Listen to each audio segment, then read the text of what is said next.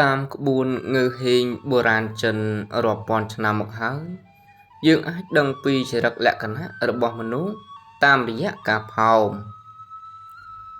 1. មនុស្សចិត្តស្ងប់ខ្ជិបផោមទុករហូតដល់ទ្រាំលេងបានទើបប្រឡែងមួយ 2. មនុស្សក្រឡេកក្រឡុចផោមហើយមើលមុខគេឯងធ្វើដូចមិនដឹងរឿង 3. មនុស្សក្រមាច់ក្រម៉ៅចូលចិត្តផោមលាន់រំពងដាក់គេឯងជាល្បែងកំសាន្ត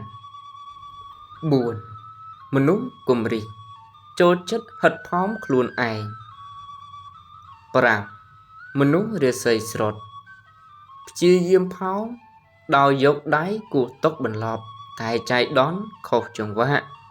6. អ្នកវិទ្យាសាស្ត្រអ្នកដែលវិភាគដឹងពីធាតុគីមីបន្ទាប់ពីហិតផោមហើយថាអាហារនឹងដែលហូបនឹងមានកាបូហៃដ្រាតប្រូតេអ៊ីនជាតិខ្លាញ់ប៉ុន្មានភាគរយ 7. មនុស្សឃោរឃៅចូលចិត្តផោមដាក់ភួយហើយទីអ្នកដទៃចូលមកហិត 8. មនុស្សល្បិចច្រើនចូលចិត្តផោមដោយធ្វើជាក្អូកបន្លប់ 9. មនុស្សសុភាពពោលពាក្យសុំទោសមុននឹងផោម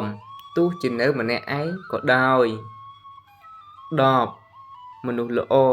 ចូលចិត្តខ្ទប់ផោមយូររាប់ម៉ោងទុកទៅផោមនៅឯផ្ទះដោយមិនផោមនៅចំពោះមុខគេឯងឡើយ 11. មនុស្សចិត្តមិនប្រែប្រួលផោមជាចង្វាក់រឿយហើយយូរអង្វែង 12. មនុស្សសាហាវផោមមិនឮសំឡេង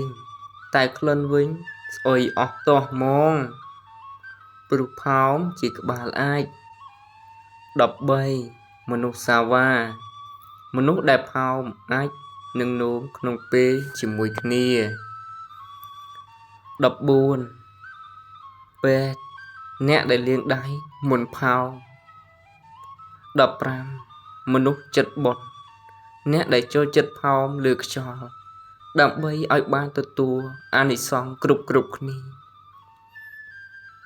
កុំភ្លេចពិនិត្យមើលថាតើលក្ខណៈណាមួយដែលត្រូវនឹងខ្លួនរបស់អ្នក